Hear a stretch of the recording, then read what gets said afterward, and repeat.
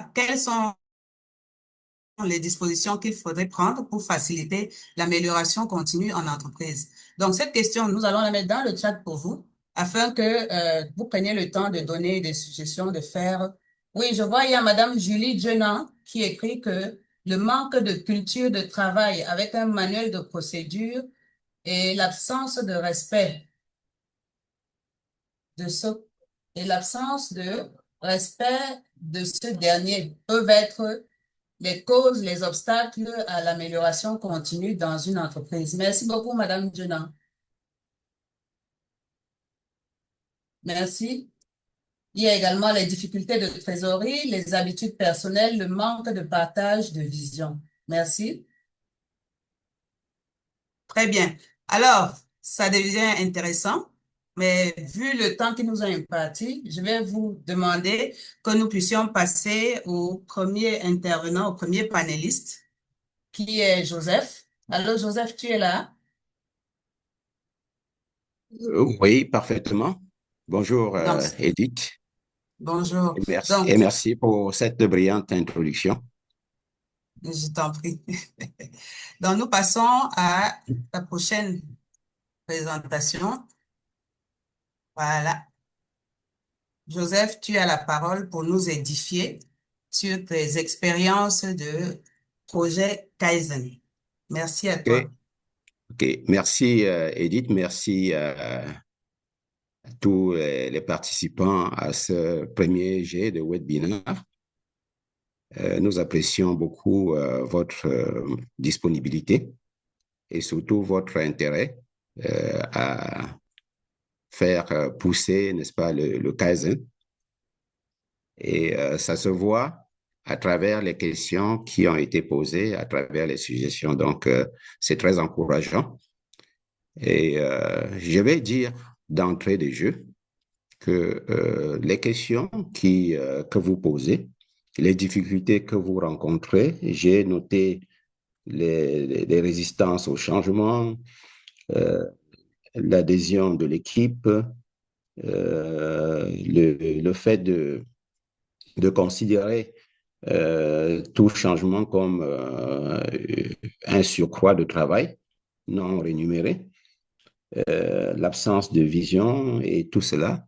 Voilà, je ne vais pas revenir sur tout, mais notez que vous n'êtes pas les seuls à vivre ce problème. La plupart des entreprises, ça je peux vous le jurer, traversent cette période de crise-là. Et d'autres, malheureusement, s'enlisent presque totalement. Et ma foi, c'est à ce moment précis qu'on a besoin d'un certain type d'homme dans les entreprises. Alors, c'est là que revient la notion sous-jacente de leadership et de qui pourrait fédérer les esprits et, comme quelqu'un l'a dit tout à l'heure, redéfinir la vision de l'entreprise. Mais vous en doutez, ça ne peut pas se faire dans la masse. C'est-à-dire que dès le départ, il faut former une équipe qui peut être considérée comme l'équipe pilote et qui a compris vers où l'entreprise est en train d'aller. Et en ce moment-là, nous pouvons redéfinir les bases, c'est-à-dire que revisiter la vision de l'entreprise, les missions qui sont assignées à chaque département fonctionnel, les valeurs qui sont celles de l'entreprise, qui sous-tendent, n'est-ce pas, toutes les actions de l'entreprise. Et voilà, à partir de là, faire comme le slide le présente là, dans un premier temps, faire, n'est-ce pas, un diagnostic complet, ce que j'appelle un diagnostic 360 degrés. Alors, c'est un diagnostic qui ne doit pas être complaisant du tout, c'est-à-dire qui doit refléter réellement ce qui se passe au sein de l'entreprise. Donc, c'est un diagnostic qui doit partir du top management, c'est-à-dire que de l'analyse du top management, jusqu'au front desk, c'est-à-dire que jusqu'aux ouvriers, jusqu'aux employés au niveau de l'échelle de l'opérationnel et regarder en profondeur le process, c'est-à-dire que comment ça fonctionne. Il faut décrire le process, décrire les flux dans l'entreprise. Et pour cela, comme j'ai dit, une équipe, dès le départ, bon, ce n'est pas une équipe massive. Hein. Généralement, quand on parle d'une équipe en termes de projet, il ne faut pas dépasser 5-6 personnes. Hein. D'ailleurs, 5-6 personnes, c'est quand vous avez déjà des sujets complexes. Mais en général, je préfère travailler avec 3-4 personnes.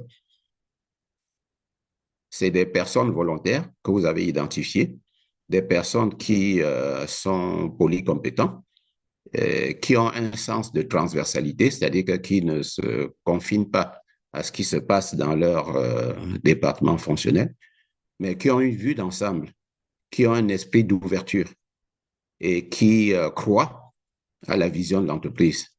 Quand il dit croire, ce n'est pas une histoire de foi, mais qui comprennent, en fait, vers où l'entreprise veut aller. Et généralement, dans toutes les entreprises, on peut trouver des personnes comme ça.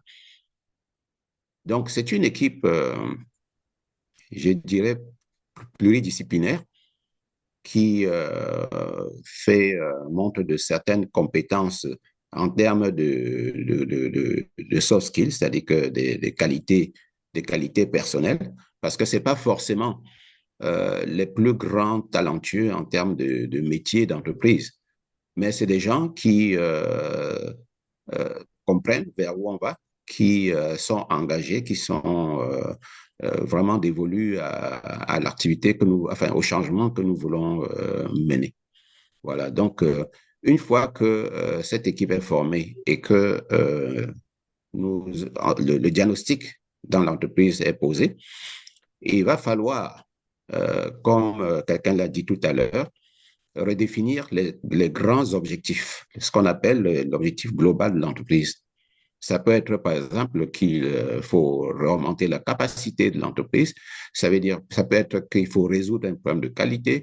Ça peut être qu'il faut, je dis n'importe quoi, réduire les coûts dans un secteur donné. Ça peut être qu'il y a des problèmes logistiques, etc., etc. Alors, tous ces problèmes sont recensés et à partir donc de la vision de l'entreprise, il faut décliner les objectifs dans ces différents axes stratégiques. Alors, vous avez peut-être un axe réduction de finances, par exemple. Vous avez un axe qualité, vous avez un axe sécurité, etc., etc. Donc, une fois que les objectifs ont été donc définis au niveau de chaque axe stratégique, il faudrait maintenant trouver un moyen de mesurer le progrès en passant par des indicateurs, forcément, des indicateurs qui doivent être très bien choisis avec des cibles et avec des plans d'action derrière qui vont montrer comment ces Allô? indicateurs vont évoluer avec le temps. Allô, Joseph? Oui. Oui. Oui, quand tu veux que j'avance avec ton slide, tu me dis, je suppose que tu es à la Bien, phase d'introduction juste du plan. bien sûr, bien sûr. Ok, d'accord. Nous sommes bien sur le stade qui est là. Ok, Alors, et nous sommes sur le premier point. oui. Donc, je parlais du plan d'action qui doit accompagner donc la définition des objectifs et des indicateurs. Et c'est ce plan d'action qui est un peu notre feuille de route, en quelque sorte. Donc, nous allons voir tout cela tout à l'heure à travers des exemples bien précis.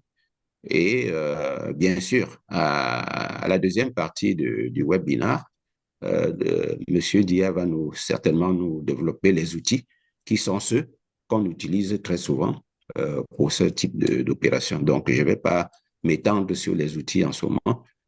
La deuxième phase, c'est la phase de recherche et de développement. C'est-à-dire que, bon, tout dépend un peu de la complexité hein, de ce qu'on veut faire, du changement qu'on veut apporter.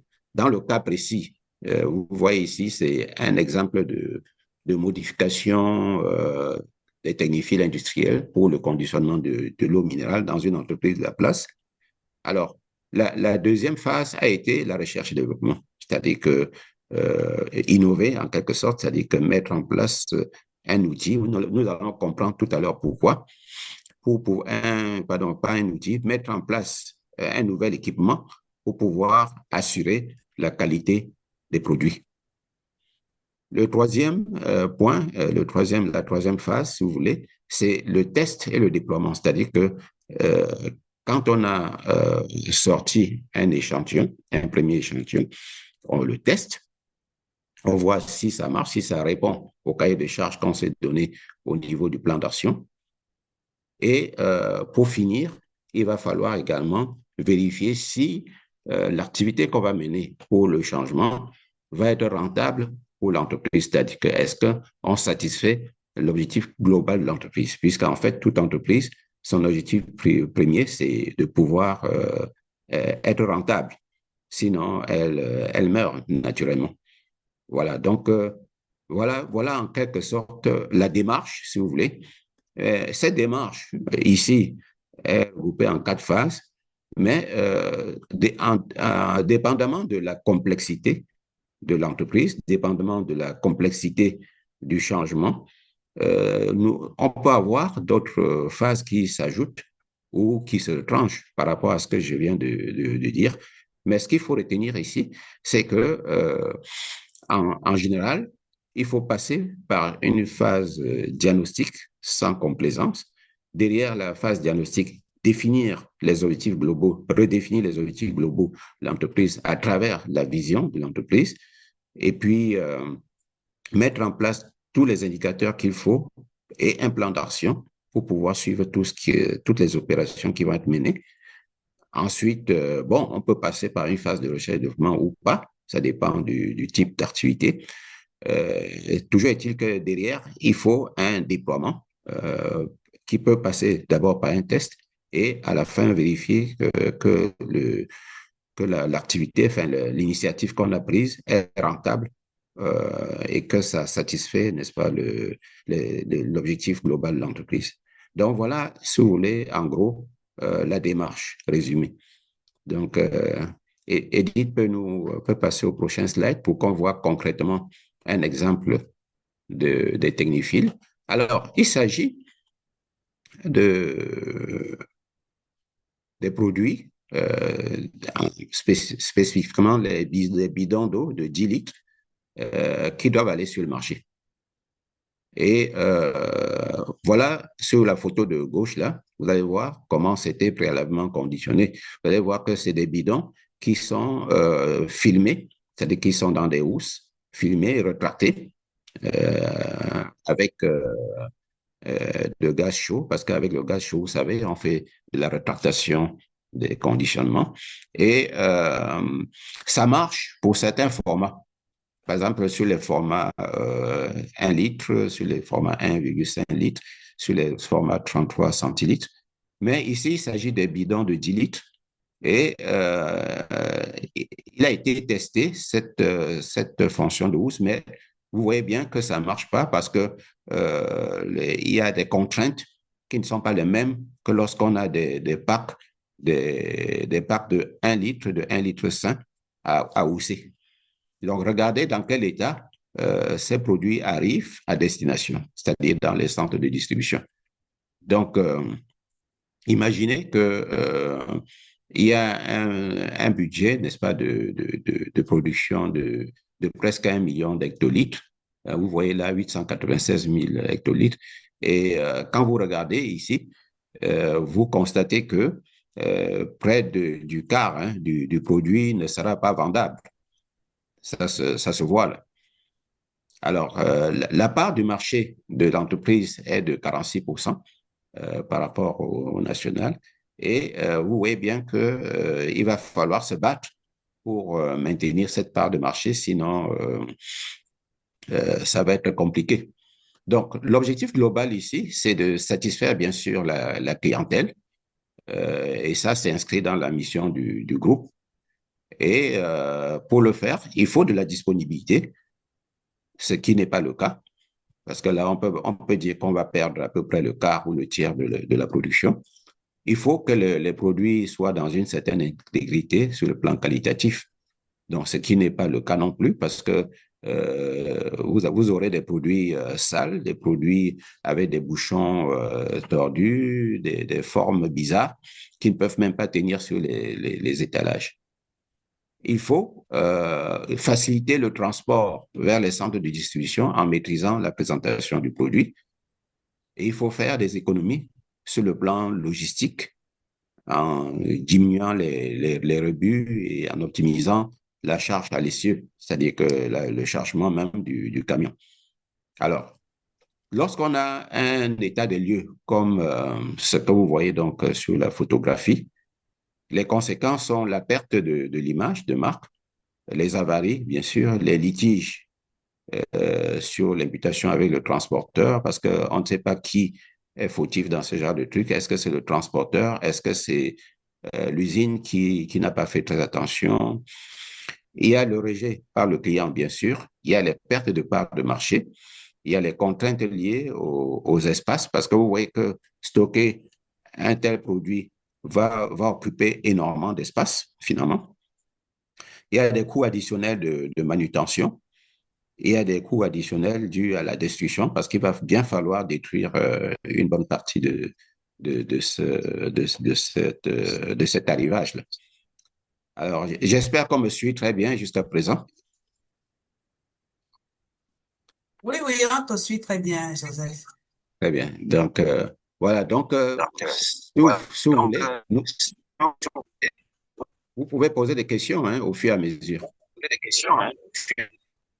Oui.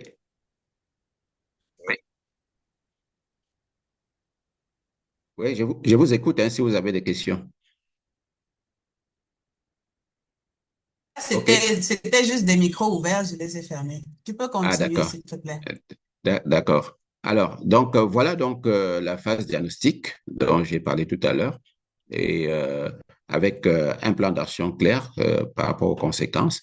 Et la deuxième phase, qui est la recherche et développement, là-dessus, il est question de bien définir les axes de recherche, c'est-à-dire qu'il faut maintenant trouver une structure rigide, métallique, pour conditionner le plastique. C'est un axe, hein, c'est un axe de réflexion, mais on peut penser à autre chose. Bon, à l'époque, j'ai directement engagé cette réflexion de trouver une structure rigide pour sauvegarder l'intégrité du produit et qui va permettre en même temps d'optimiser l'unité commerciale, c'est-à-dire que les conditionnements des bidons en, en caisse directement transposables et directement imputables comptablement.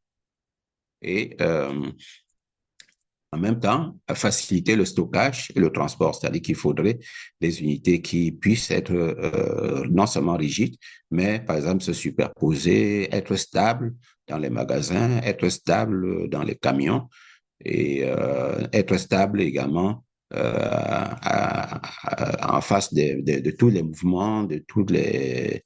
Vous savez, nos routes ne sont pas les meilleures. Donc, il faut faire face à tout cela et il faut des conditionnements qui résistent à toutes ces difficultés. Alors, il y a des contraintes de la structure liées à l'étude technique parce qu'il faut faciliter la manutention des caisses, c'est-à-dire que porter les caisses, aller charger dans les camions, ensuite les décharger sans perdre du temps. Et pour cela, bien sûr, faut pouvoir charger ces caisses avec des chariots élévateurs et il va falloir trouver un moyen, n'est-ce pas, de les enfourcher sans détruire le produit, de les soulever, de les déposer ou alors de les superposer tant dans les magasins que dans le camion. Alors, donc, tout ça, c'est des contraintes qu'on a pris en compte, que nous avons pris en compte pour faire l'étude.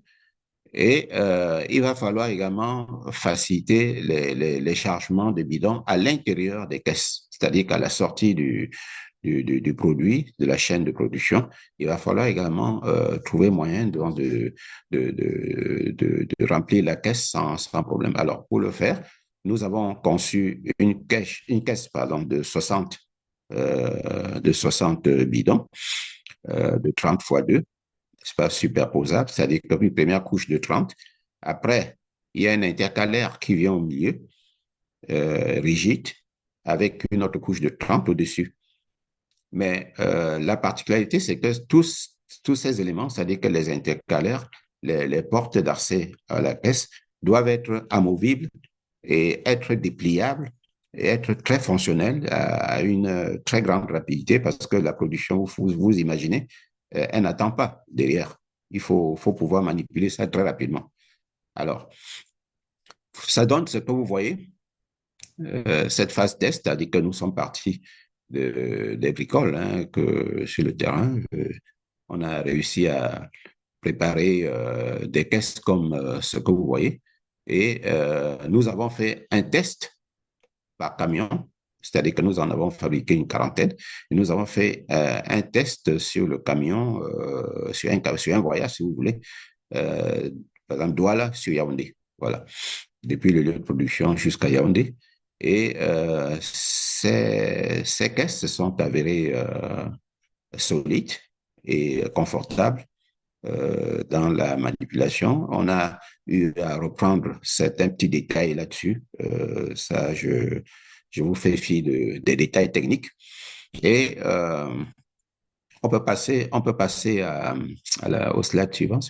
Voilà. Et puis, ça nous a permis de faire ce design à la fin. Et sur ce design, vous allez retrouver toutes les fonctionnalités dont on a parlé tout à l'heure à partir du diagnostic fait.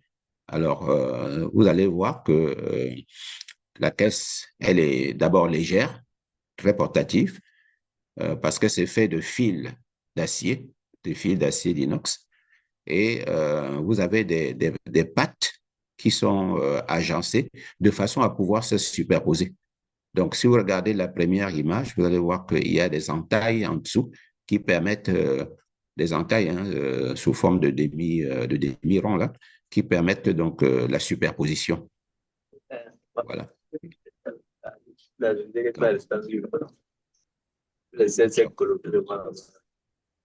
Voilà. Donc, si vous voulez, une commande a été passée donc pour fabriquer 2400 dans un premier temps et par la suite, on en a fabriqué 4800 pour pouvoir assurer toute la production.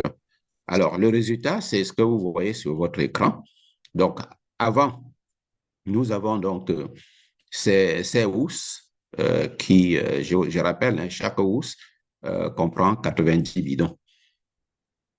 Voilà, et regardez dans quel état ça arrive dans les centres de distribution. Et l'état d'après, vous pouvez voir le camion qui est chargé en dessous. Vous voyez que le rangement est complètement différent et que le produit garde toute son intégrité. Et ça, c'est à l'arrivée, n'est-ce pas, dans les centres de distribution. Alors, l'image en bas à droite montre également la fonctionnalité de stockage. Vous voyez bien que ça se superpose. Et là, on peut compter 1, 2, 3, 4 couches de superposition. Donc, ça veut dire que comme une caisse comporte 60 bidons sur 1 mètre carré, vous avez donc 60 fois 4, c'est-à-dire 240 bidons superposés verticalement, ce qui est un gain en place très, très important. Alors, quand on le dit ainsi, ça semble quelque chose de simpliste, mais vous ne pouvez pas imaginer sur le plan de flux dans l'usine ce que ça représente de pouvoir gagner de l'espace. Ça permet d'éviter d'abord d'engager des aspects sécuritaires qui de très haut niveau. Ensuite, de faire des économies. Bon, je ne vais pas m'étendre là-dessus parce que ce n'est pas le sujet, mais il faut comprendre que lorsqu'on arrive à des solutions comme celle-là, ça résout énormément de problèmes. Ça résout énormément de problèmes. Alors, donc, ici, je parle de gain d'espace, de stockage, ce qui permet donc d'améliorer les flux dans l'usine. Les flux, c'est quelque chose qu'il faut toujours maîtriser dans l'usine.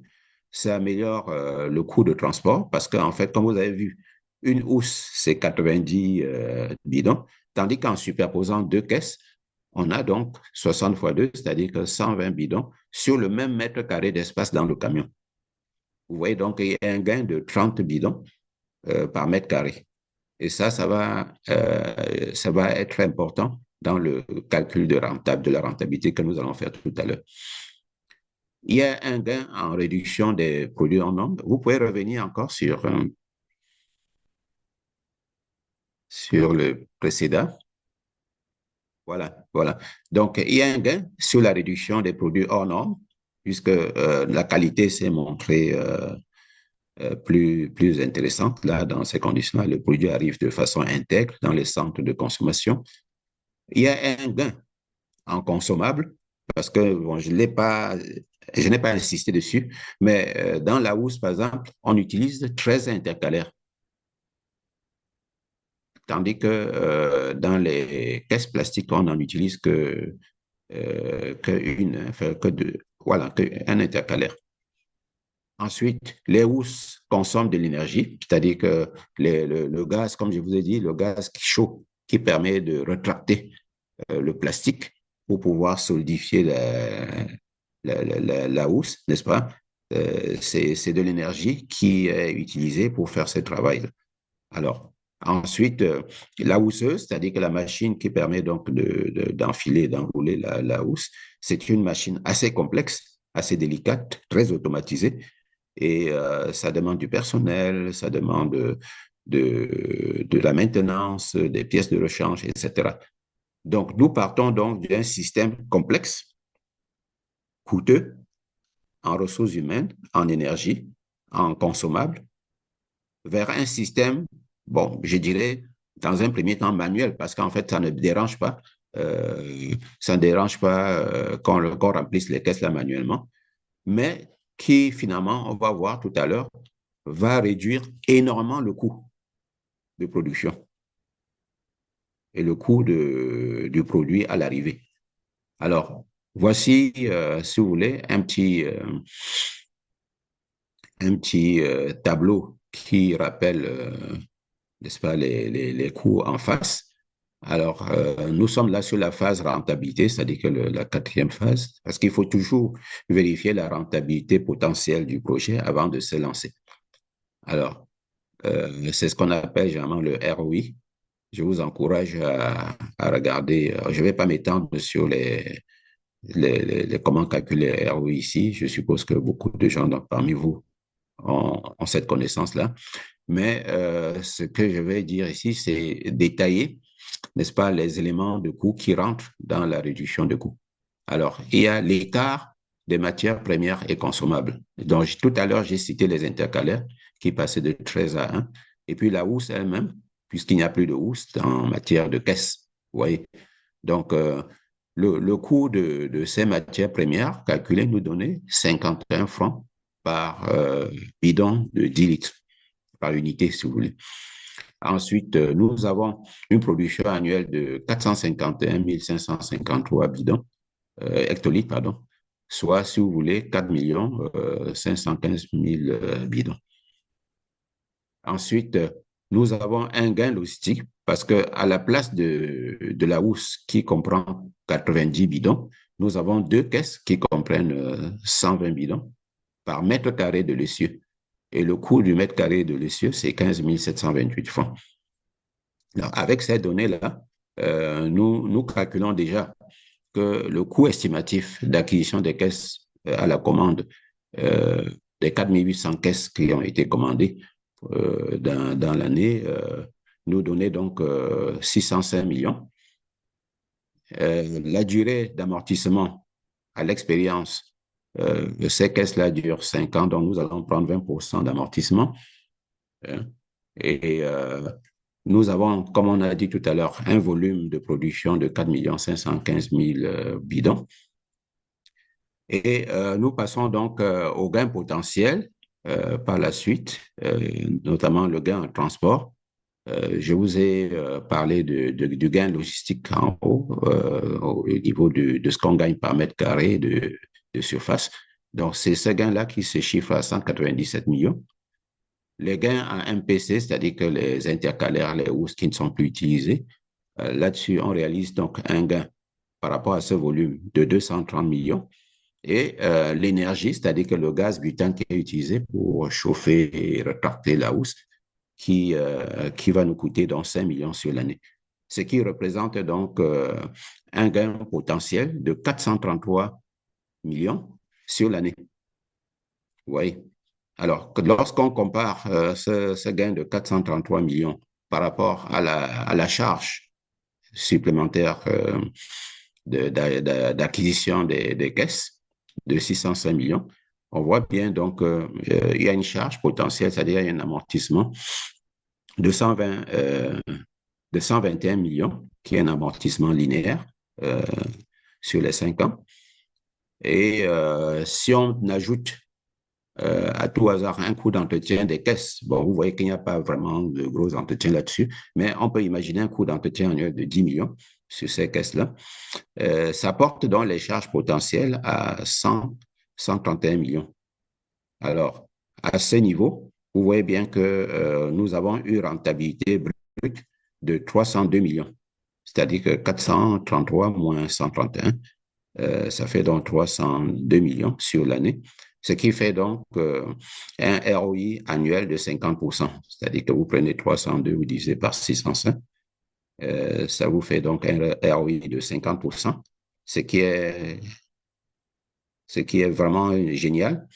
Et ça vous fait donc un retour sur investissement de 2 ans. Ça veut dire que si vous investissez les 605 millions pour acquérir donc les 4800 caisses, vous avez 2 ans pour amortir cet investissement.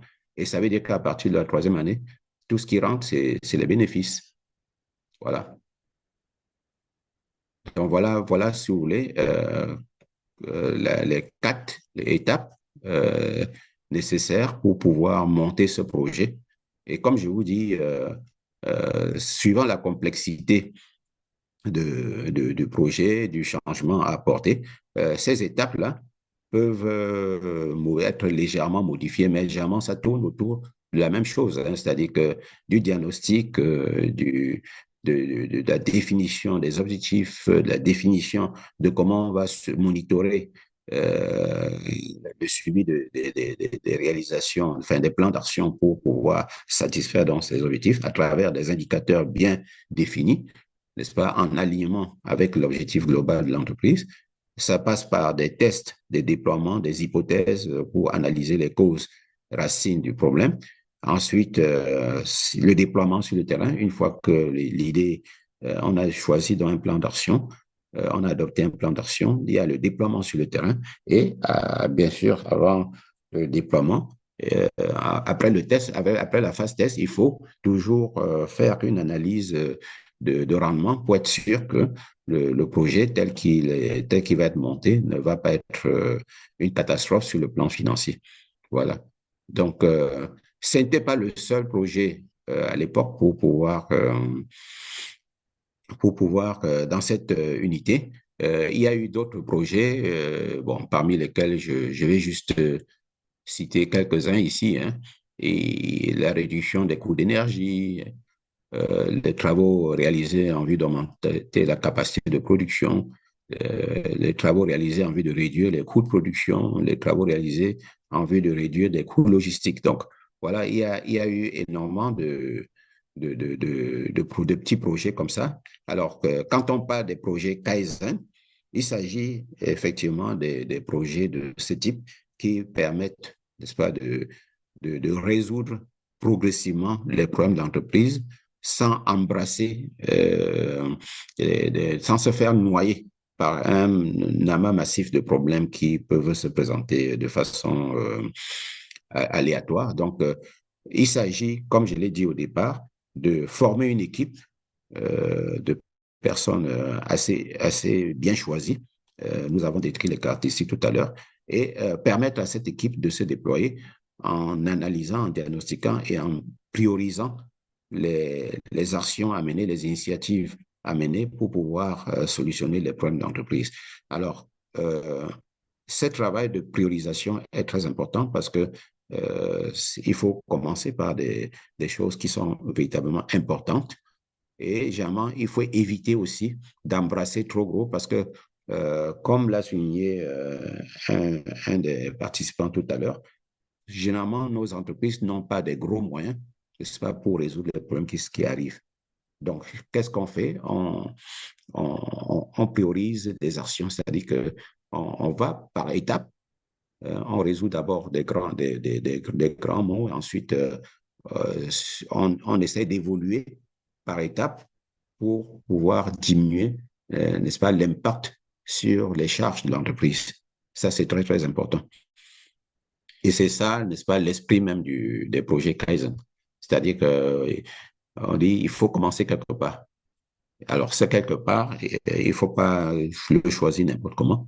Il faut, après un diagnostic sans complaisance, il faut toucher, n'est-ce pas, le cœur du problème et voir comment on peut, avec le temps, diminuer la peine de l'entreprise, si vous voulez.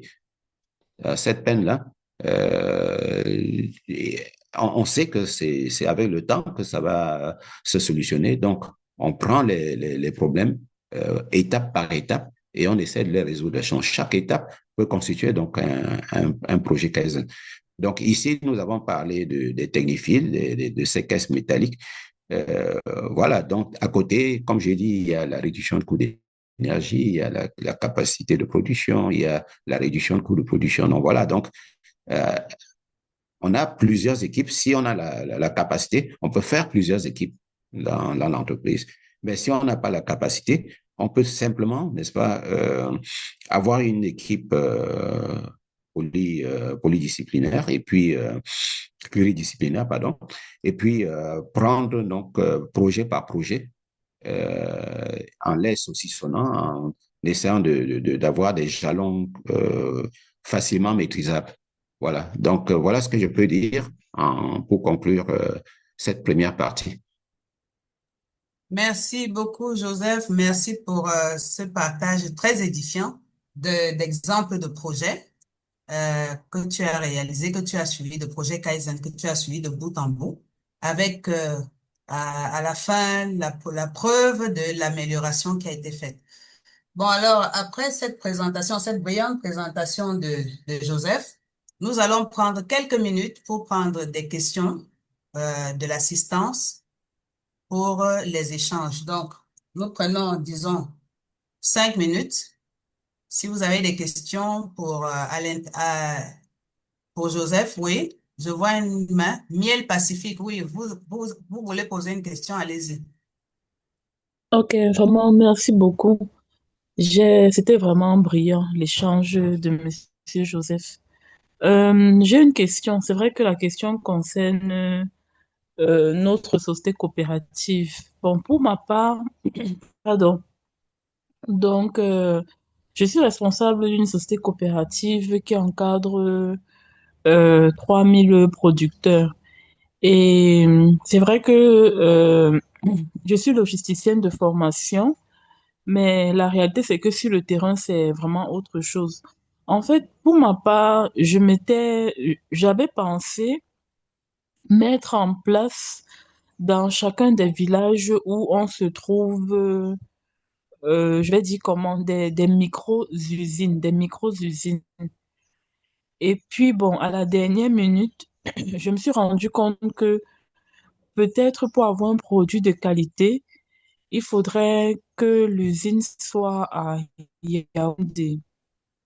Mais en écoutant Monsieur Joseph, je me suis rendu compte que l'idée d'avoir l'usine à Yaoundé n'était pas bonne, dans la mesure où, en fait, je veux dire, quand il expliquait par exemple l'avantage d'avoir des caisses sur le transport, la protection du produit, en fait, l'idée que j'ai eue, c'était, je voudrais échanger ça avec lui, qui me donne son avis si possible. Bon, l'idée que j'ai eue, c'est faire pratiquement la même chose que lui en faisant, genre, dans les.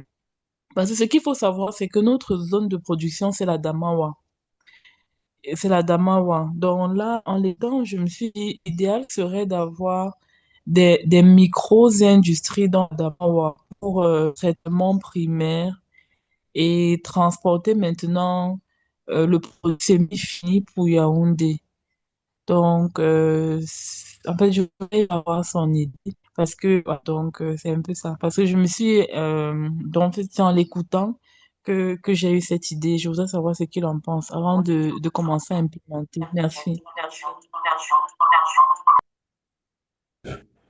Merci, Pacifique. Euh, oui, je vous ai écouté très attentivement. Si j'ai bien compris, le centre de production, c'est dans l'Adamawa et la distribution se fait sur le territoire national, si j'ai bien compris, hein. Bon, Alors, disons que dans un premier temps, on va distribuer d'abord beaucoup plus à Yaoundé et à Douala. mhm, Yaoundé et Douala, oui, les zones de distribution. Merci. ok, d'accord. Alors, comme tout problème,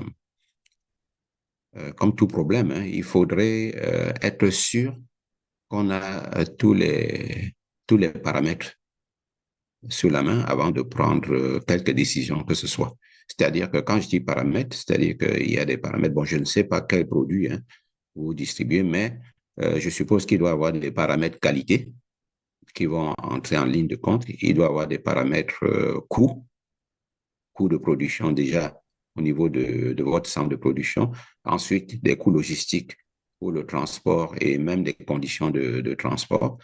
Alors, ce que je vous conseille, c'est pas de prendre une décision comme ça au pif, mais de faire une analyse un peu plus détaillée du parcours des charges de rupture, si vous voulez, de votre parcours logistique pour voir comment le produit se comporte à chaque point de rupture et quels sont les coûts qui sont associés derrière et voir si à la fin, vous rentrez, n'est-ce pas, si votre opération à la fin est rentable. Bon, donc, ce que je vous conseille, c'est de faire une sorte de mapping, c'est-à-dire que de faire une étude de flux logistique avec, pour clôturer, une analyse de rentabilité derrière, financière. Donc, c'est des études qu'on peut faire. Ça, c'est pas très compliqué. Et je vous conseille vivement de le faire avant de vous lancer. Bien sûr, adossé à cela, à l'étude qualitative, hein, c'est-à-dire que regardez comment le produit que vous transportez se comporte euh, sur le trajet. Et ça, c'est pas quelque chose qu'il faut imaginer, hein. C'est-à-dire qu'il faut vraiment, c'est quelque chose qu'il faut travailler sur le terrain. Donc, il faut faire euh, un test de transport, regarder très bien les conditions sur la route, comment le produit arrive, quelles sont les difficultés liées au transport, quelles sont les contraintes liées à la qualité et prendre cette fois-là des décisions avec des informations beaucoup plus solides entre vos mains. Maintenant, je peux toujours, je suis toujours disponible hein, si vous avez besoin d'avoir des avis, hein, même par la suite. Il n'y a pas de problème. Ok, vraiment merci. Je pense que on aura besoin de votre expertise. Bon, déjà d'entrée de jeu, nous sommes en 9 ans d'activité. Nous sommes en 9 ans d'activité, mais c'est depuis 2000, je vais dire 2025, que notre entreprise a été choisie dans le cadre de la ZLECAf et on nous a fixé des objectifs de l'ordre de 200 tonnes. Donc vous-même, vous voyez que si il faut représenter le Cameroun avec 200 tonnes, les exigences ne sont plus les mêmes. Donc moi, je pense que probablement, on devra faire déjà. Merci. Merci. Et- OK, merci, Pacifique. Merci beaucoup pour cette question très, très enrichissante. Il y a une personne dans le chat qui a Madame Hermine Kamwe qui a dit qu'elle a une question. Madame Kamwe, vous pouvez poser votre question, s'il vous plaît.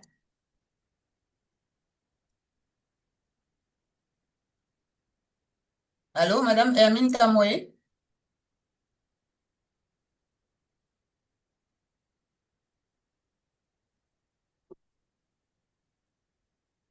Allô, Madame Kamwe, vous avez la parole.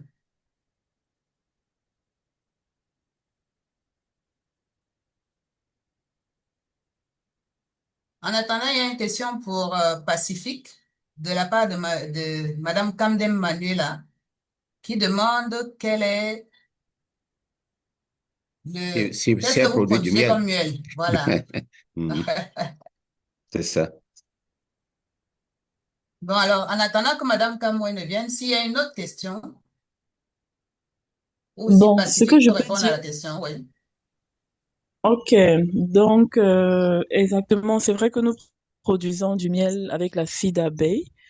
Et puis au jour d'aujourd'hui, comme je disais tantôt, on a déjà 27 variétés de miel produisant.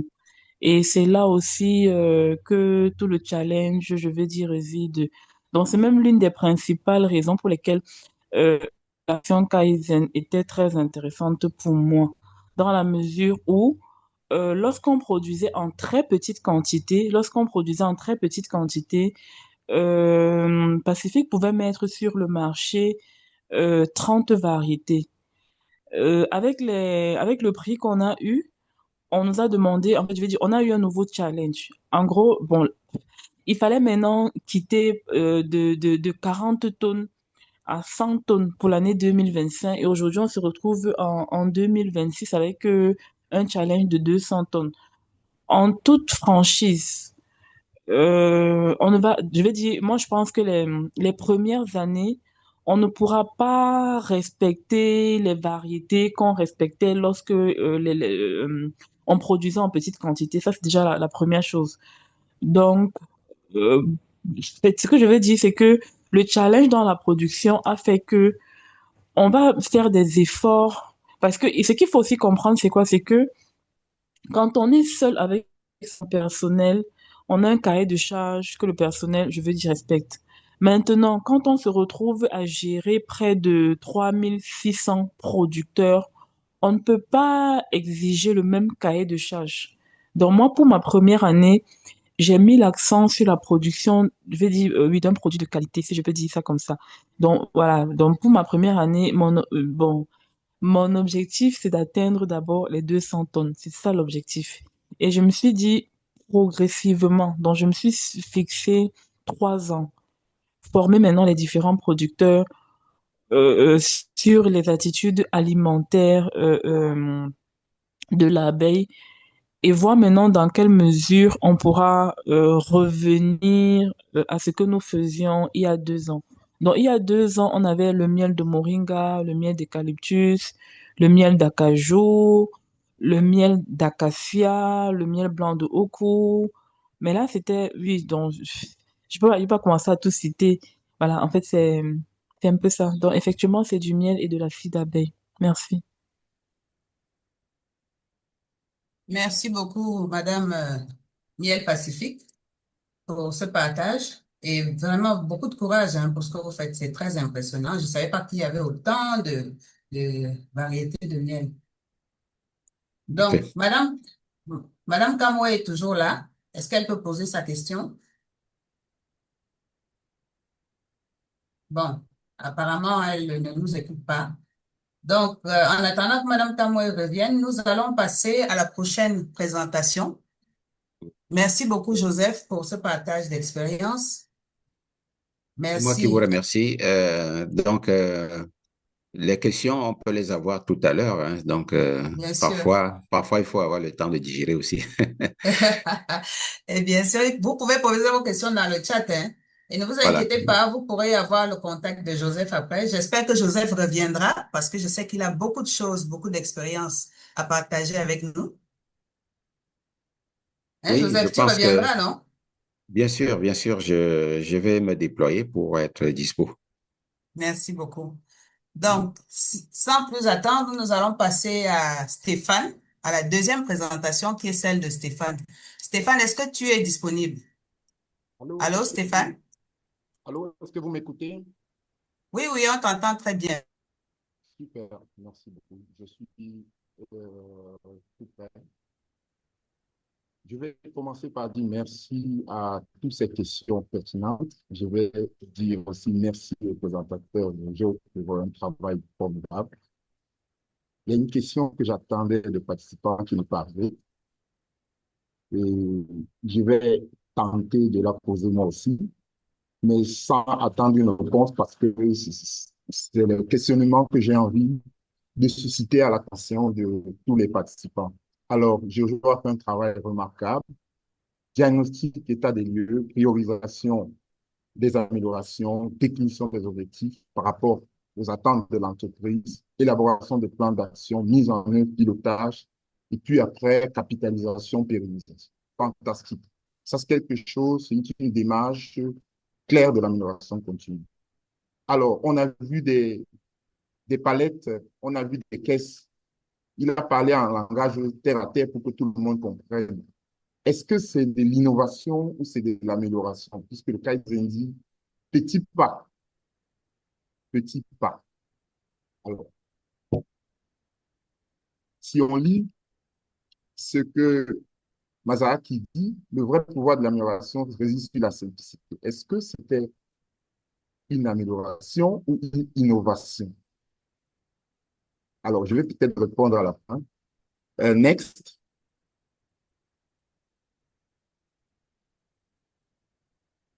Voilà. Selon vous, je veux les réponses dans le chat. Hein. Chacun répond comme il veut. Selon vous, quel est le mot qui vous vient à l'esprit quand vous voyez les changements que Jojo a pu accomplir? Est-ce que le premier mot que vous voyez, c'est stress? Est-ce que c'est opportunité? Est-ce que c'est charge de travail? Est-ce que vous voyez qu'il a trop travaillé? Est-ce que vous voyez qu'il a fait trop d'innovation? Est-ce que c'était une opportunité? Est-ce que c'était le stress pour vous? Vos réponses sont attendues dans le chat. Next.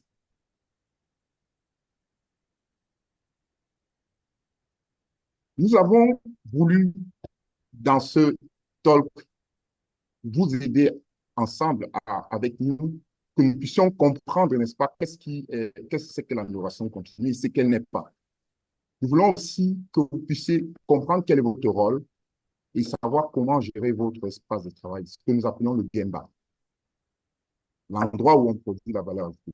Nous voulons aussi que nous puissions ensemble découvrir comment le travail que Jojo a pu faire peut être démarré simplement et sans stress. Et surtout, réparti avec des pistes, que chacun reparte avec des pistes concrètes sur le terrain. Next. La démarche qu'on va prendre ici, on va un peu s'amuser. On va prendre un fil rouge. On va essayer de se dire, on va prendre une méthode qui est liée à la planification pour essayer de structurer bien, parce que tout ce que Jojo a pu présenter peut sembler être vraiment complexe, très complexe pour beaucoup d'entre nous. Donc, pour essayer de décrypter et rendre ça accessible à tout le monde, on va prendre une méthode qui n'est pas utilisée pour le cas d'espèce dans les présentations, mais on va essayer de répondre quoi, pourquoi, quand, où, qui, comment et combien, tout ça en relation avec l'amélioration continue. C'est quoi l'amélioration continue? Pourquoi l'amélioration continue? Quand est-ce qu'il faut faire l'amélioration continue? Où il faut le faire? Qui fait ça? Comment il le fait et combien il fait? On va répondre simplement à ces questions à la lumière du travail qui a été fait par Jojo. Donc, vous allez vous-même vous rendre compte que à chaque point, nous allons essayer de trouver le lien de connexion avec ce que Jojo a fait pour pouvoir comprendre davantage, décrypter ce qu'il a fait. Next. Merci. Déjà, le quoi? L'amélioration continue dans notre approche, c'est changement, les bons changements. Donc, Kaizen. Ce n'est donc pas un outil miracle. Quand on dit amélioration continue, ce n'est pas un coup de baguette magique. Vous avez vu les chiffres, c'est intéressant. Ce n'est pas une réforme brutale également. Donc, c'est un processus méthodique, des petits pas assez réguliers. Ça, c'est ce qu'on peut dire globalement. Il repose sur 4 piliers. Next. Ces 4 piliers sont la simplicité, L'implication collective, il faut impliquer les gens, l'observation du terrain, il faut observer son espace de travail et il faut standardiser les méthodes qui marchent. En d'autres termes, ça signifie quoi? Simplicité, pas besoin de ressources colossales. C'est là où l'innovation et l'amélioration vont intervenir. Donc, si on regarde par rapport aux investissements, par rapport aux chiffres d'affaires ou alors aux chiffres qui sont utilisés dans l'entreprise qui a été notre cobaye à la première partie, vous verrez que les chiffres qui nous paraissent costauds sont certes importants, mais ce n'est pas vraiment colossal quand tu regardes l'investissement et tout le capital que cette entreprise peut avoir mis en place. On commence déjà à répondre progressivement à la question. Implication active, chacun peut proposer et doit proposer. Ne mettre personne à l'écart. Donc, si vous êtes dans le groupe de travail, vous mettez des gens à l'écart, vous n'êtes pas dans le principe, dans le pilier de l'amélioration. Les meilleures idées viennent de ceux qui vivent le processus. Donc, ceux qui sont sur le terrain, ceux qui ont parfois les meilleures idées de solutions que vous qui êtes un peu plus loin ou alors un peu plus haut. Et il faut savoir qu'en matière de standardisation, ce qui fonctionne doit être partagé et pérennisé. Next. Ce que nous recherchons comme objectif, bien évidemment, c'est de réduire tous les gaspillages, les pertes de temps, d'énergie, d'améliorer la qualité et la sécurité, bien évidemment les satisfactions des clients et puis renforcer la résilience et l'adaptabilité. Next. On passe maintenant au pourquoi. Pourquoi on fait tout ça? On fait tout ça pour la satisfaction des collaborateurs.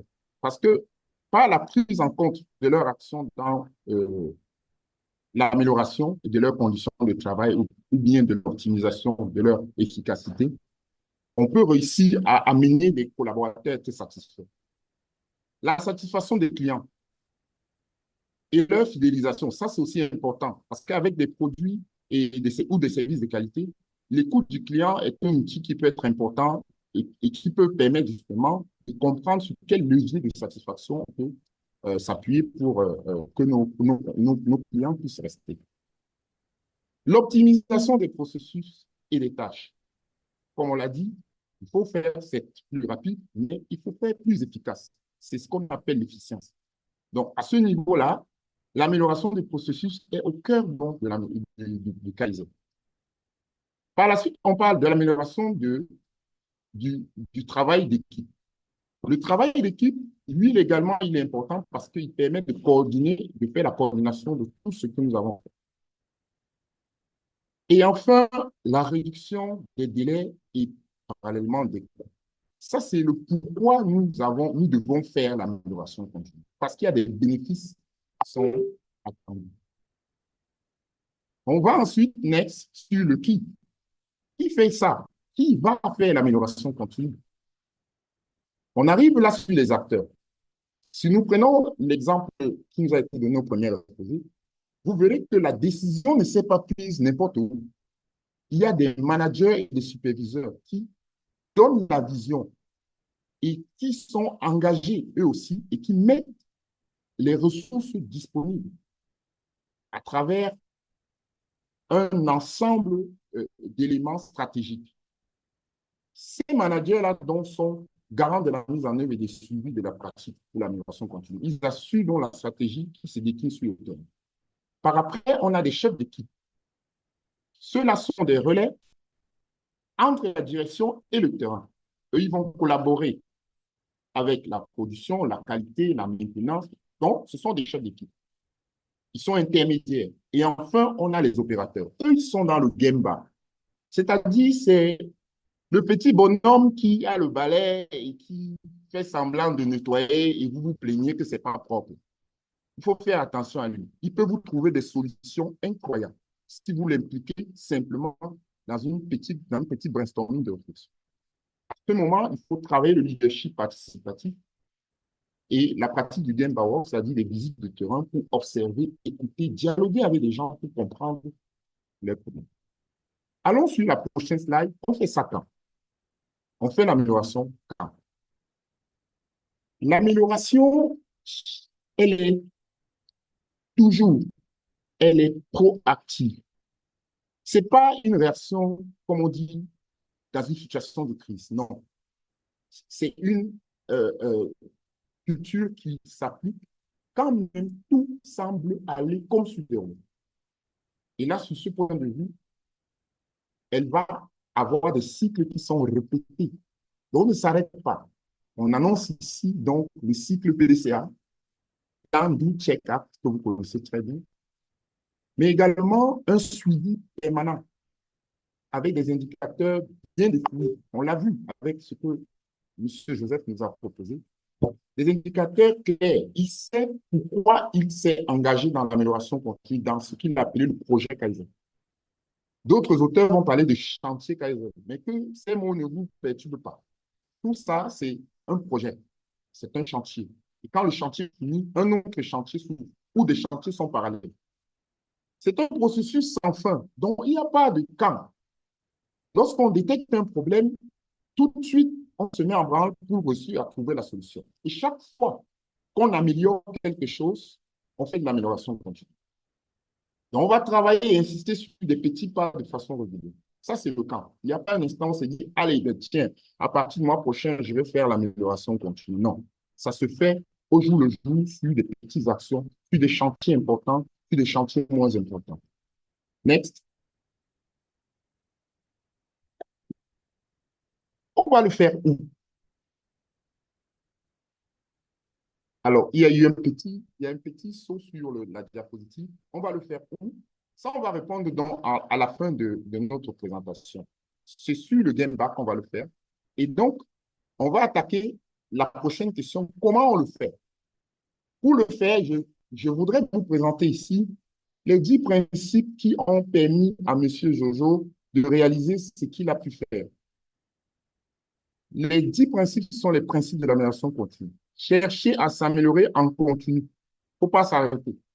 Parce que les opportunités d'amélioration sont infinies. Il faut impliquer les collaborateurs. Il faut se remettre en question. Certains qui disent, c'est toujours comme ça qu'on a fait. On a toujours fait comme ça. Non. Non, non, non. Et là-dessus, quand vous allez voir des gens vous dire, on a toujours fait, c'est toujours comme ça qu'on a fait, vous devez refuser le statu quo pour ne pas vous satisfaire des solutions qui fonctionnent, mais chercher à ce que ces solutions puissent être améliorées, parce qu'il y a toujours quelque chose à améliorer. Il faudrait également, dans le principe, retenir qu'il faut s'appuyer sur des faits et non des suppositions. Tout à l'heure, on a suivi une des questions, une des interventions de Pacifique Salle, et on trouvait un peu que c'était un peu, les faits sont là, mais ils ne sont pas encore bien présentés. Donc, on est un peu comme dans les suppositions. Il faut que si on essaye avec des usines, le game bar ou sur le terrain, ça sera moins rentable. Quel est le problème? Il faut se poser la question 5 fois. Pourquoi? Pourquoi il y a ceci? Pourquoi il y a cela? À ce niveau, on évacue les suppositions, on va sur des faits, c'est factuel. Quand on a les faits, on travaille sur l'élimination des gaspillages. Tout ce qui est irrégularité, surcharge ou alors gaspillage comme des moutons. Il faudrait systématiquement les enlever. Rechercher des solutions simples. On ne cherche pas la perfection avec le Kaizen. Le Kaizen, on ne cherche pas la perfection. Pour nous, la perfection, seule la main de Dieu est parfaite. Donc, nous, on essaie de faire des petits pas. Et chaque petit pas qu'une tortue fait entre Yaoundé et Douala, ou entre Abidjan et Douala, en 50 ans, elle sera peut-être déjà au Nigeria. Et ce n'est pas rien. Donc, respecter les personnes et le collectif. Vous savez, on aime souvent blâmer les gens, on aime souvent critiquer. Ce n'est pas bien quand on veut améliorer. Pourquoi? Parce que tout critiquer, ça permet de freiner les élans, la dynamique de changement. Et donc, il faudrait accepter les idées des gens. Et les mauvaises idées tombent comme du plomb dans de l'eau. Et les bonnes idées émergent comme du polystyrène ou du fluo. Pas besoin de trop bavarder, de trop...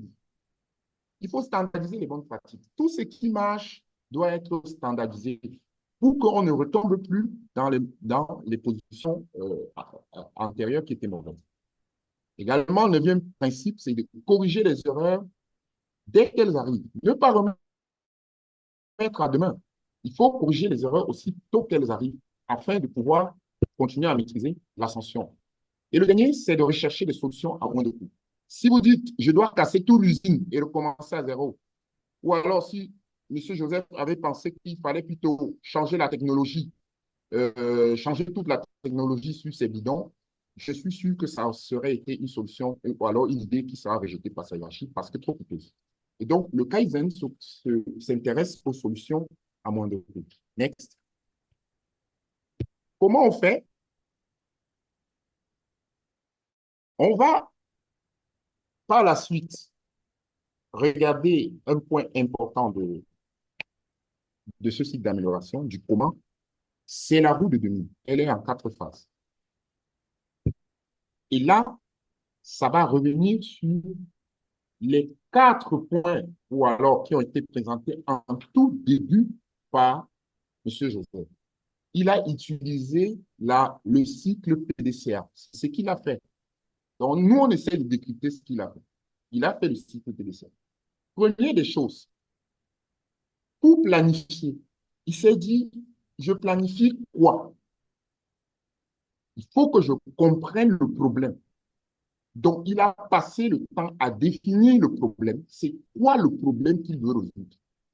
Il a analysé les causes. C'est ce qu'il a appelé diagnostic sans embâche, c'est-à-dire que diagnostic ouvert et profond.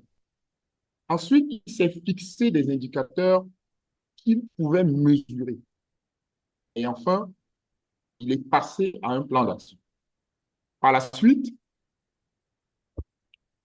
il faut faire le doux. C'est quoi le doux? C'est en fait tester. Une fois que vous avez identifié la solution potentielle, il faut la tester en toute sécurité avec un projet pilote à petite échelle. Vous verrez ainsi que les changements proposés permettent d'atteindre les résultats souhaités sans trop perturber le reste de l'organisation. Parce que si vous voulez implémenter votre idée partout, peut-être on répond à la question de miel pacifique, peut-être essayer une usine, peut-être quelque part, et voir un peu comment ce qu'elle donne, ou bien un type de collecte particulier dans une zone. Vous ne dites pas que désormais on le fait sur tout le territoire comme ça, non, on le fait sur une petite échelle. Et on apprécie, on mesure ces résultats pour voir ce que ça donne. C'est ça, tester à petite échelle. Donc, si ceci est mauvais, par exemple, vous pouvez organiser un test au sein du département de votre entreprise dans une zone géographique limitée et après, si ça marche, c'est bon. Et au fur et à mesure, on avance vers un projet pilote. Vous pouvez alors recueillir les données et les faire valider ou non et voir si l'amélioration a eu un changement qu'on escompté ou pas. Ces données seront donc utilisées pour l'étape suivante. L'étape suivante, c'est la vérification. On appelle check, le contrôle. Donc, dans cette troisième phase, vous analysez les résultats de votre projet pilote en les comparant à vos attentes et aux indicateurs que vous avez définis dans l'étape numéro 1. Et ceci vous permet donc de statuer sur un échec ou un succès. Dans le cas d'une réussite, alors bravo, vous pouvez passer à l'étape 4. Mais dans le cas d'un échec, malheureusement, vous devez retourner à l'étape 1. C'est-à-dire, vous allez également décider d'essayer d'autres changements. Parce que forcément, ce que vous avez planifié n'a peut-être pas marché. Ça peut arriver. Et répétez l'étape 2 et l'étape 3. Et si votre plan initial ne fonctionne pas absolument comme prévu, vous devez revenir à l'étape 1 pour planifier une autre. Ça, c'est le cycle. Supposons donc que c'était favorable et que c'est passé. On va donc tomber sur l'étape numéro 4. L'étape numéro 4, c'est l'étape acte, c'est-à-dire l'action. Dans cette quatrième étape, vous mettez en œuvre les solutions à échelle. C'est-à-dire que vous allez maintenant vous déployer dans l'organisation ou dans le système cible. Néanmoins, n'oubliez jamais que le cycle PDCA est une boucle et non pas un processus avec un début et une fin. Non. Donc, c'est un processus, un produit ou un service sera amélioré et devient à son tour la nouvelle référence que vous pouvez chercher encore et toujours à optimiser. Donc, on ne va pas s'arrêter pour autant. Next.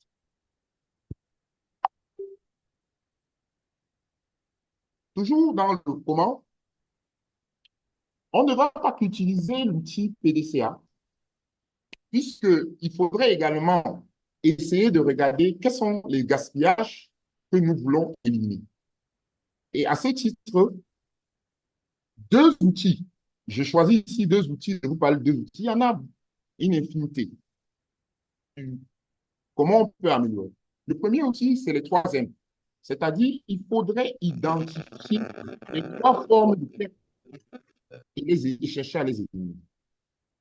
Les MOUDA, qui sont le gaspillage sur les activités sans valeur ajoutée, c'est-à-dire les activités que vous faites au quotidien et qui ne vous apportent même pas un seul radis dans vos poches. Donc, ça, il faut éliminer. Et dans le cas de M. Jojo, on a vu qu'il y avait des activités sans valeur ajoutée qui pouvaient être liées au transport, liées à décharger. Maintenant, avec la caisse qu'on charge facilement, il y a des tâches intermédiaires qui ont été supprimées. Et ces tâches n'apportent rien. Le transport, généralement, nous, on le considère comme une activité supplémentaire qui n'apporte pas d'argent. Vous pouvez transporter des parpaings dans un chantier de maçonnerie. Du matin au soir, vous verrez que votre poche n'a pas pris un seul franc parce qu'il n'y a pas de valeur ajoutée dans le transport. Pourtant, c'est nécessaire. Les mourras, ce sont les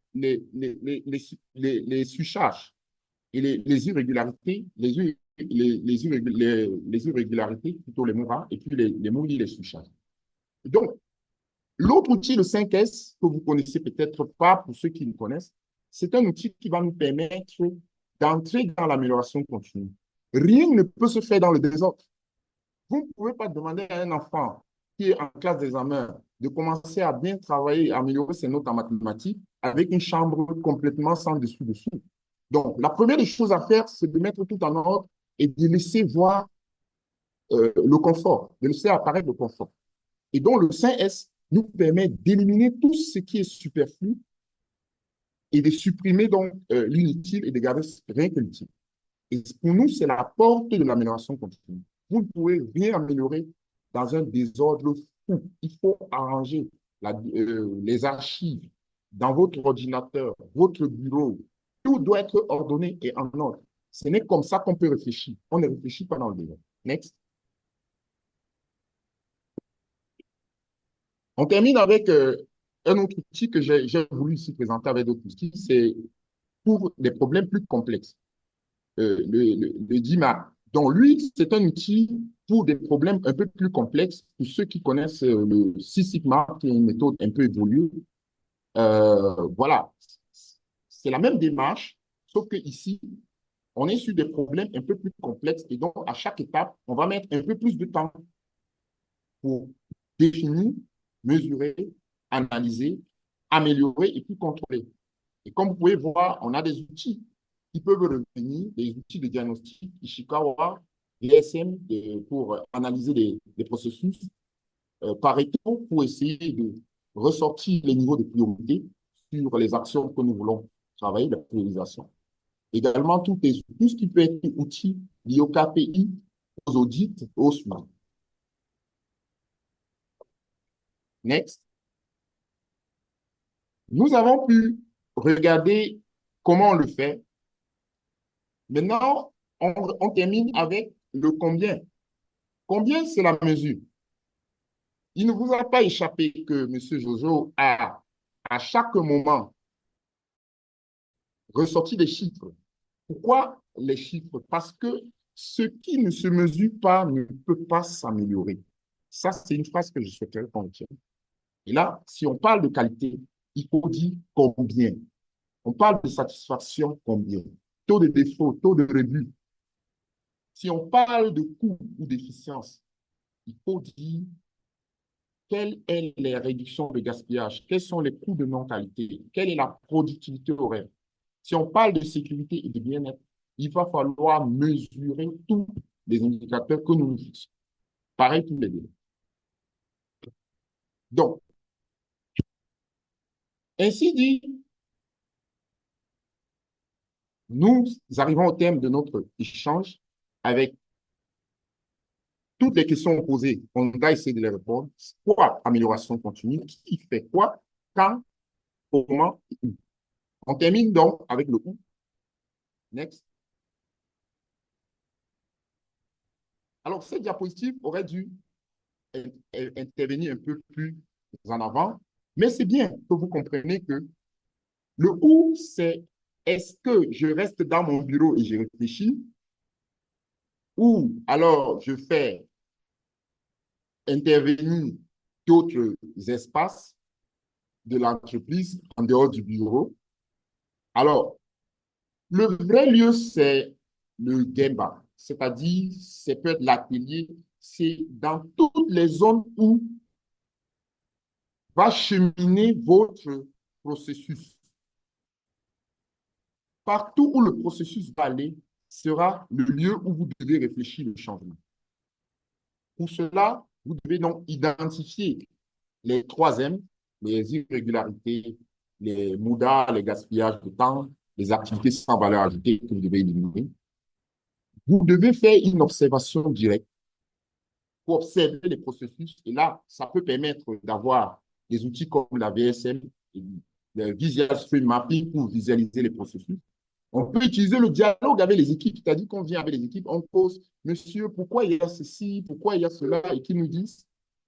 Mais on peut aussi faire des visites régulières pour essayer de discuter avec les responsables et comprendre les faits.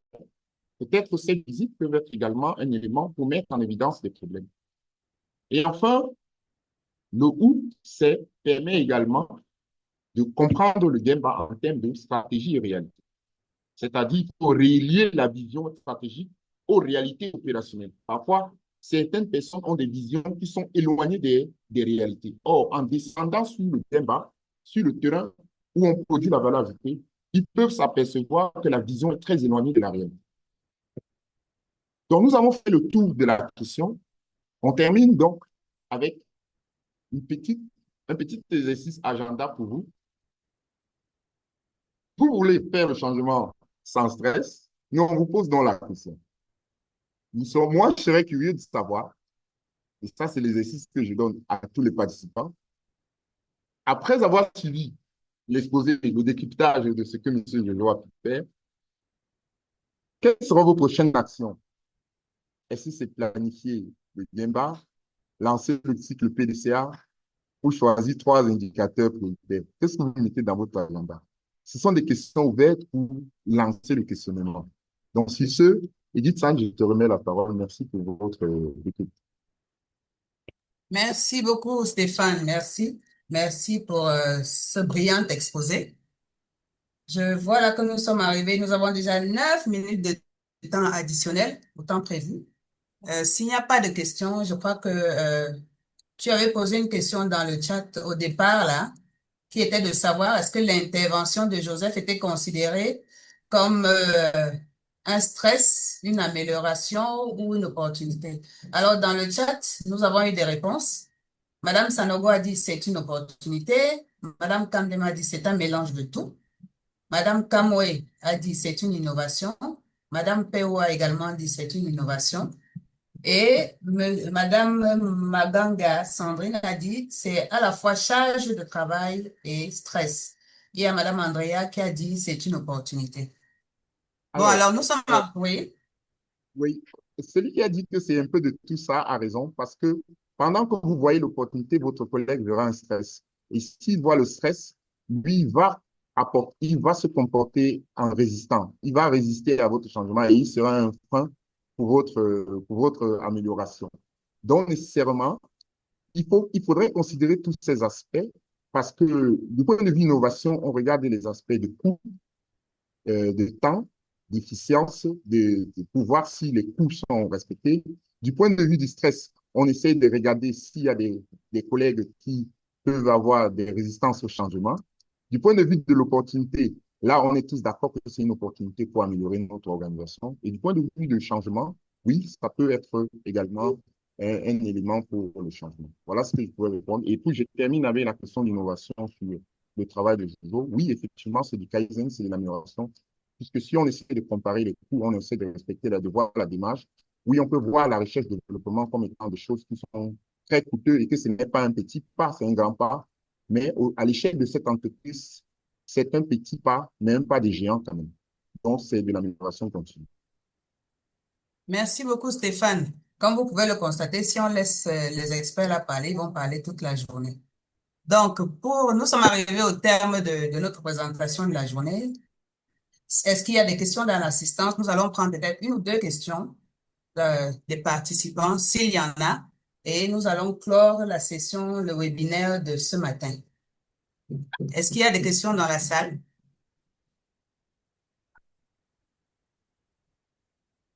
Excusez-moi, moi, je voulais juste remercier les experts, encore à Jean Fanelli et la Côte d'Ivoire. Et Oui. nous qui venons fraîchement de nous faire renforcer sur cette méthodologie pour accompagner nos entreprises, on ne peut que vous dire merci pour la qualité des échanges, la qualité aussi des contenus, à la fois très pratique et très renforcé en explication, en orientation. Et on ne voudrait pas rester sur notre fin, on voudrait en avoir encore assez. Parce que c'est tellement de qualité qu'on ne peut que vous féliciter, vous encourager encore. Vraiment, félicitations et à très bientôt. Merci, merci beaucoup, Madame Sanogo.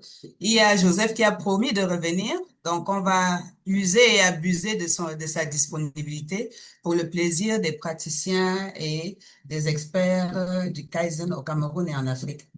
Bon, alors, nous sommes arrivés au terme de notre webinaire de ce jour. Il a été fait en deux articulations. Nous avons eu d'abord au départ un exemple de projet Kaizen palpant, qui a été réalisé à la SABC par notre expert du jour, Monsieur Joseph Dipi Fokwa, qui a bien voulu partager avec nous la démarche qu'il faut adopter pour améliorer les choses sans stress. Et nous retenons que dans cette démarche, il y avait 4 étapes. Il faut d'abord faire les enjeux, il faut définir les enjeux et faire le diagnostic, puis associer à cela un plan d'action. Puis, il faut mettre en place l'idée, ça c'est dans la phase de recherche et développement, faire des recherches pour trouver la bonne idée. Ensuite, tester et déployer l'idée. Mais surtout, nous avons retenu qu'un bon projet Kaizen, il est important qu'il soit rentable pour l'entreprise. Et Joseph nous a très bien montré ici un très bel exemple d'indicateur de KPI Kaizen pour le cas du projet qu'il a illustré. Ensuite, Stéphane a pris la main pour la partie entre guillemets théorique pour faire ressortir un peu de la présentation de Joseph les outils, la démarche, les techniques utilisées pour l'amélioration continue. Nous avons ainsi pu voir la méthode QQO-QCP qu'il a détaillée en long et en large pour le plaisir des participants. Alors, nous allons, pour ceux qui n'ont pas pu participer à ce webinaire ou pour ceux qui veulent encore regarder le webinaire, nous allons partager sur nos plateformes le replay. Donc, ce sera disponible pour tout le monde. Et pour avoir accès à ces plateformes, nous avons partagé dans le chat, vous verrez là dans le chat, un message qui présente les contacts, les liens de nos pages Facebook et LinkedIn. Et pour ceux qui veulent soit contacter l'expert, vous avez notre email, vous pouvez écrire via l'email et nous vous mettrons en relation avec Joseph ou avec Stéphane. Donc, encore une fois, merci beaucoup. Merci à tous ceux qui ont bien voulu participer à cette session. Et je vais vous demander pour finir de bien vouloir ouvrir vos caméras pour la photo de fin.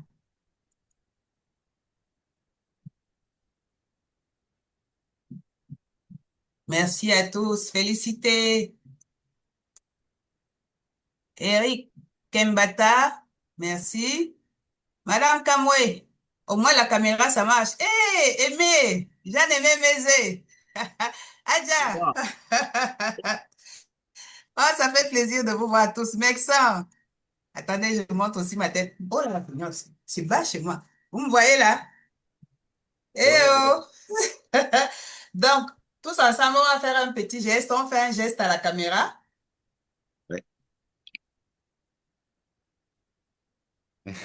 Ah, Joseph, ta caméra est un peu trop élevée. Est-ce que tu peux la Elle est trop baisser? élevée. Est-ce que Oui, ça oui, va oui. comme ça? Ça va mieux comme ça? Voilà, là, c'est mieux, c'est mieux. Oui, ça va. Merci. Encore une? Ouais. Hey, Edouard, how are you, man? Tout le monde, je Ah, vais. oui. Donc, je fais une deuxième, s'il vous plaît. Ouais. Merci. Voilà. Alors, Merci à Edouard. tous. Oui, bonjour, Joseph. Bonjour. Oui, je m'apprête à aller au Merci. boulot là. Ouais, ouais, très bien. OK. Merci à tous. Ouais. Merci à Madame Ziemi, à Blue Ocean d'avoir bien voulu participer. Madame Jonah, à lui 40, à 40 lui P, Jeanne-Aimé, Monsieur Fojo, Masoma, tout le monde, merci beaucoup. Restez connectés parce que nous avons encore de nombreux webinaires pour cette année. On va trouver les experts pour venir partager avec nous leurs expériences, mais aussi, sachez que si vous avez besoin pour les entreprises des consultants et des experts, vous pouvez contacter l'association et nous nous chargerons de les mettre à votre disposition.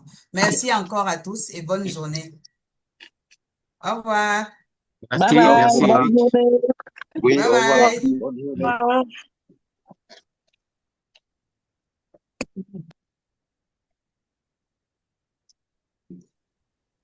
Bonjour, Madame Abougou.